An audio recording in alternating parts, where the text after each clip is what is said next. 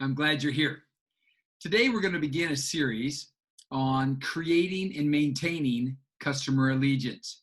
And how do we do that? And today is lesson number 1 of 3.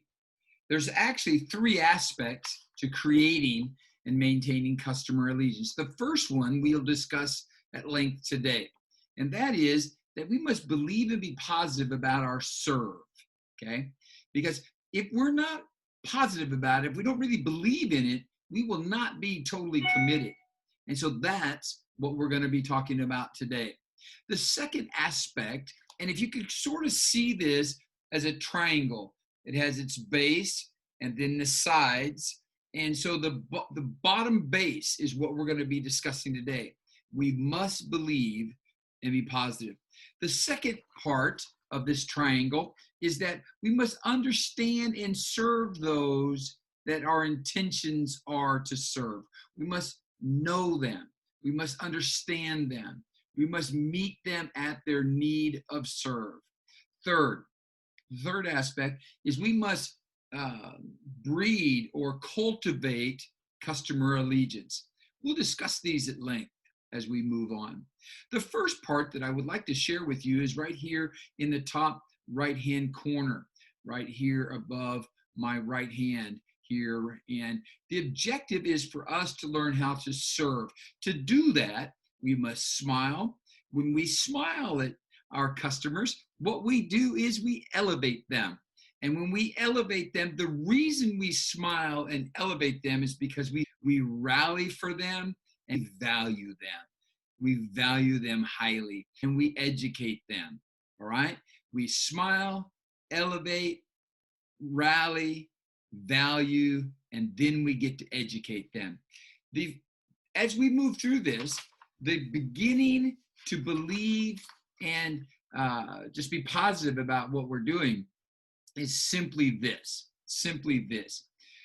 There's 10 aspects, there's 10 parts to this, there's 10 ingredients to this piece of being able to believe and be positive. The first one is this: seeing the good in things, seeing the good in situations. Whether we have determined they are good, bad, or in between, we must train ourselves to be able to see the good in them, to see the gift, to see the treasure that lays within there.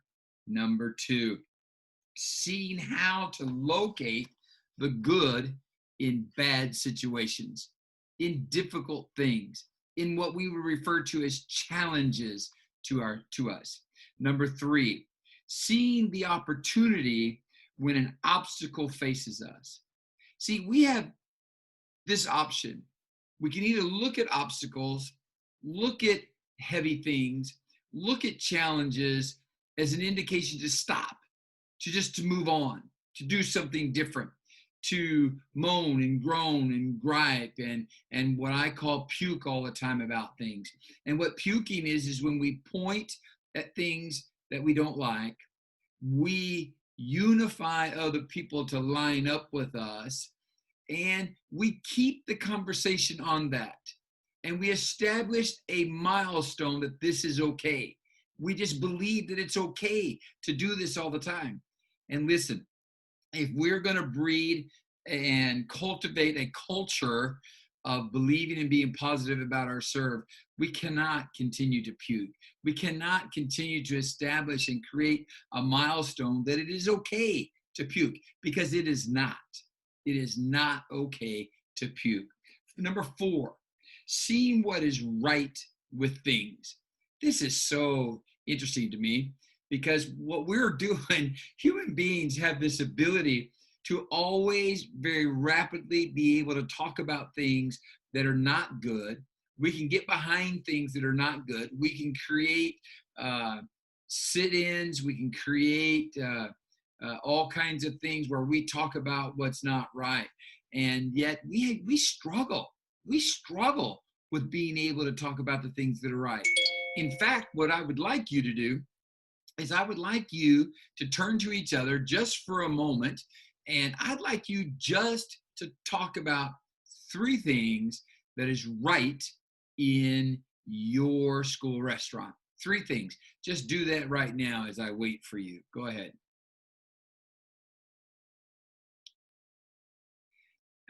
You're not talking. See, it's not as easy as we thought it was, is it, to do that? Now, go ahead, turn to each other, and begin to talk about what's right about your school restaurant. In fact, the person whose birthday is the closest to today, I want you to be first, and then you choose whether or not you're going to the left or you're going to the right. All right? You choose that. So go ahead. Whose birthday is it that is closest to today? Once you choose that person, once you figure out who that is at your table, then I want you to talk about it's your closest birthday. Talk about three things that's right about your school restaurant. And then you choose, because it's your birthday, it's your gift to choose if you're going to move to the left or to the right. Okay? So you get to choose that. Okay, ready? Go.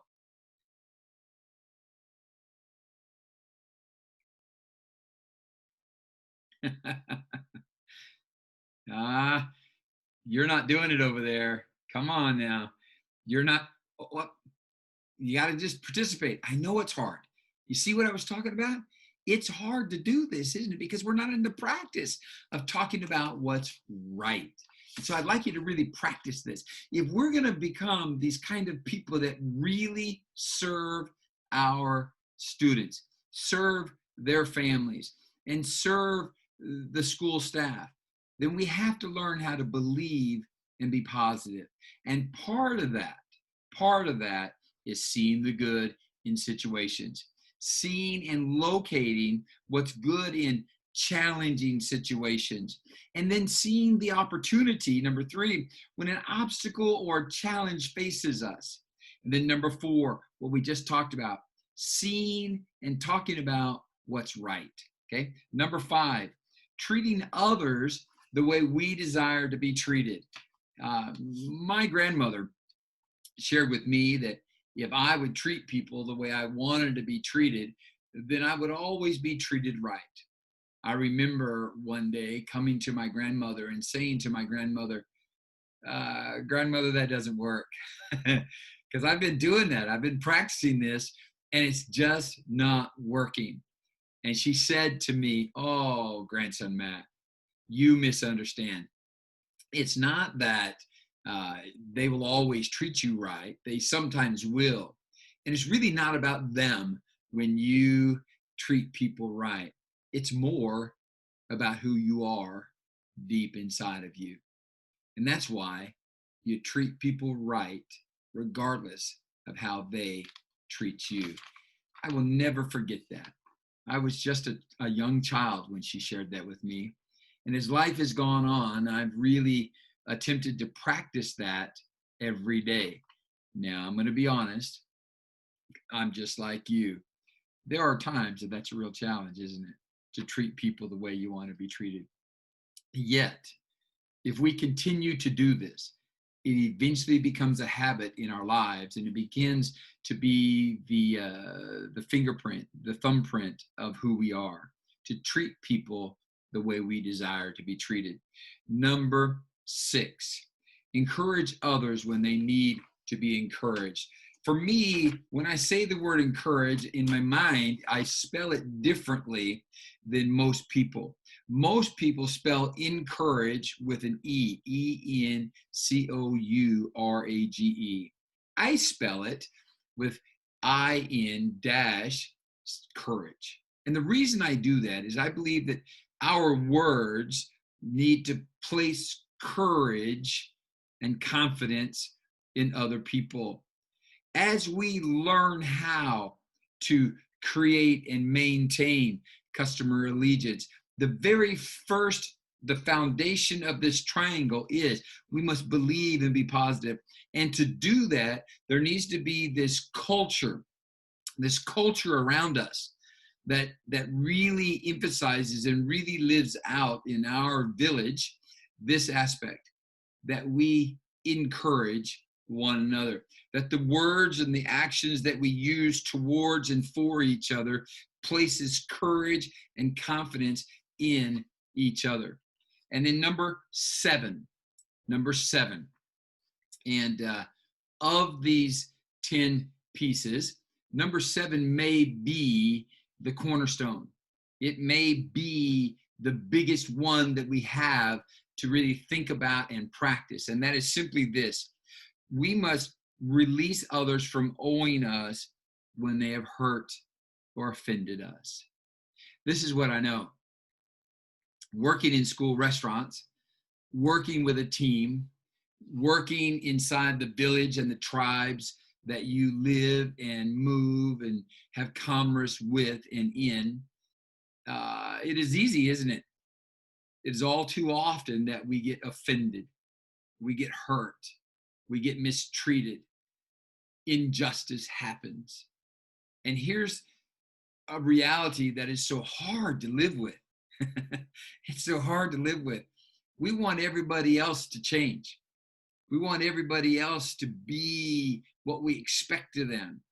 And there are times what really needs to happen, somebody needs to mirror the right thing. And the right thing is to release people from their emotional indebtedness to us. Just release them. Now, how in the world do we do that? How do we do that? And what happens if we don't? If we don't learn how to release them on a regular basis, what happens is you and I frequent what I call the bar. And I'm not talking about the bar that you go to and drink alcoholic beverages. I'm talking about that establishment, that place that you and I have a tendency to go to, that's our bitterness, our anger, and our resentment. All too often, we carry around a flask in our shirt or in our briefcase or in our purse, and we have it in our locker, we have it in a drawer, of a flask of bitterness, anger, and resentment. And we take shots from it throughout the day in our conversations, in our reactions, in our looks towards each other. So how in the world do we straighten this up? How in the world do we correct ourselves from this intoxication that comes from bitterness, anger, and resentment?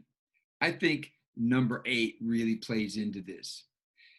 And that is allowing our bitterness, anger, and resentment, allowing our negative and poisonous things that occur in our life to disappear from us as often as the sun does.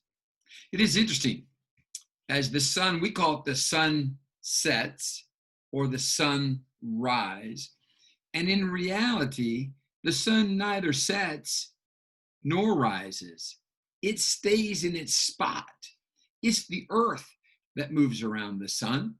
And so it appears like the sun is setting or it is rising. And when in fact, it is just the earth moving along. In our lives, there needs to be some constants. There needs to be some real powerful events that stay the same. I would refer to them as principles or standards of our lives. And I believe that the Creator created and sustained everything that we have and made it to where the sun doesn't move and the earth moves around it to give us an illustration, to give us a daily reminder that we're supposed to let things go. Now, how can we do that?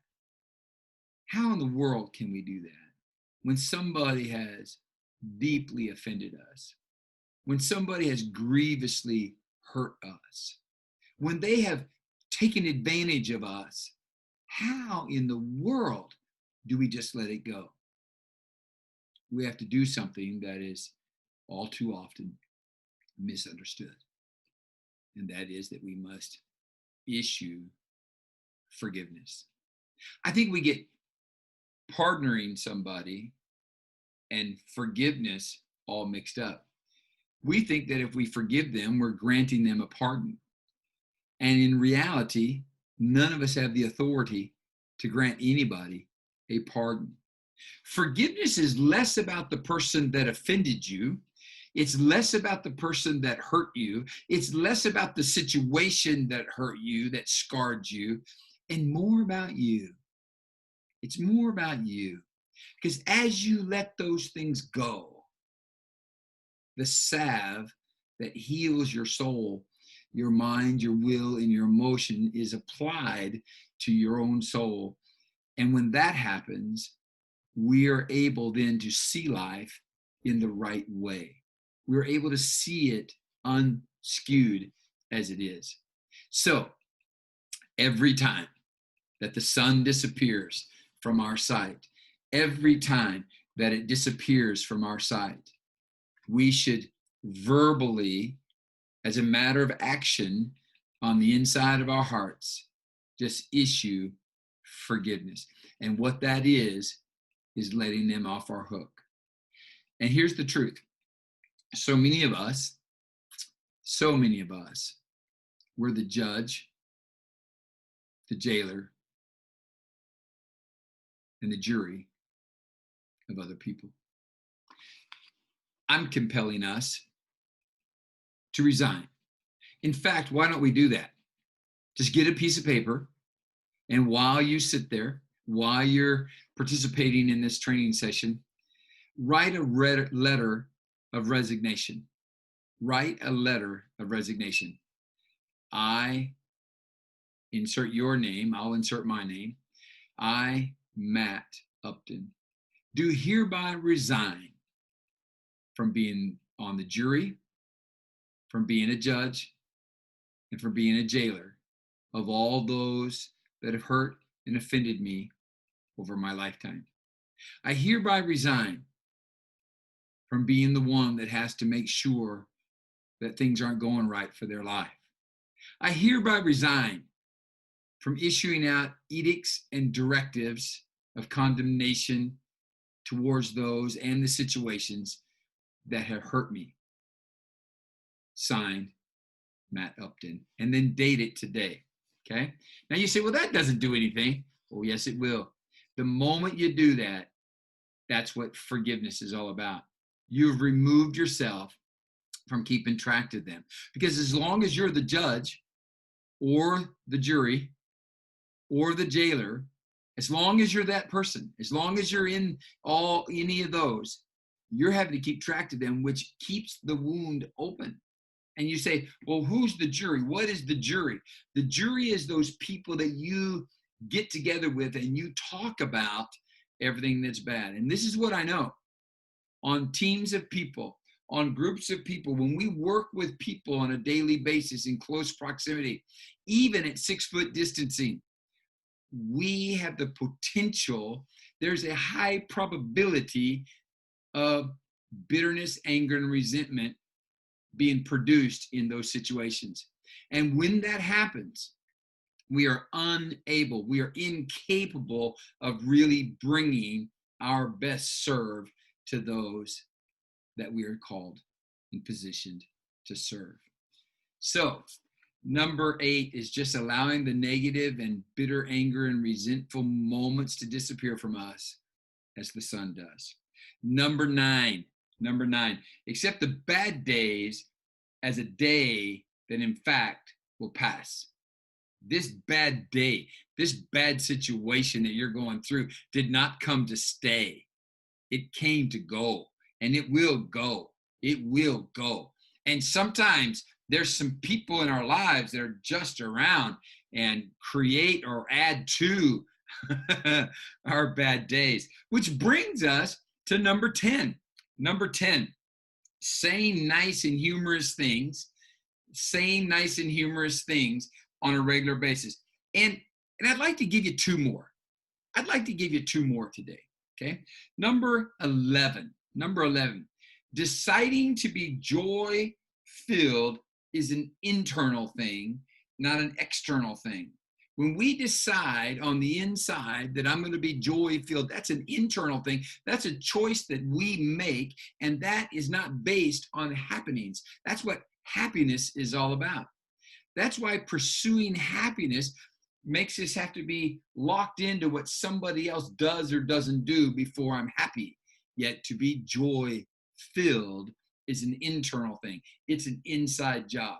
And so I encourage you to do that. To believe and be positive, we must be joy filled. Number 12. Oh man, I'm just going to tell you, you're going to wish you stopped this, because to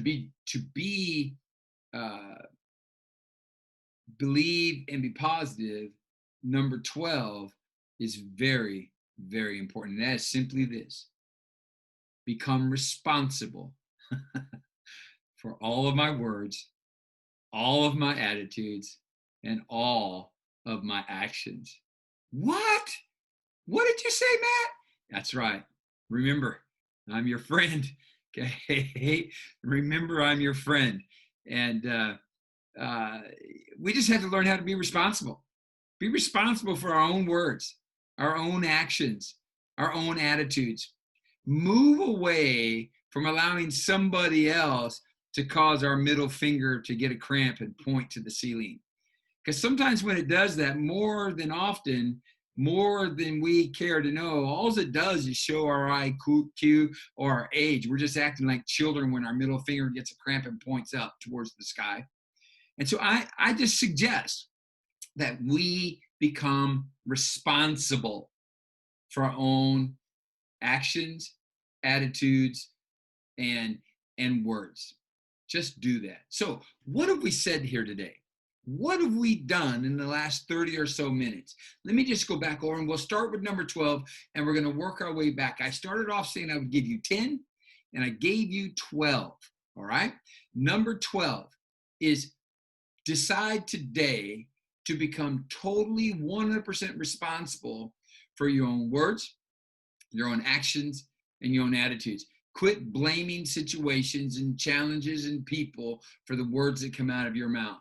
And listen, if you're a person that likes to use superlatives, if you're a person who likes to use those kind of words, that's your choice. That really is. But here at our place of serve, here at our serve place, those words have no place. And so use them someplace else if you just have to use them. All right? Number 11, deciding to be internally joy-filled is the best way to go.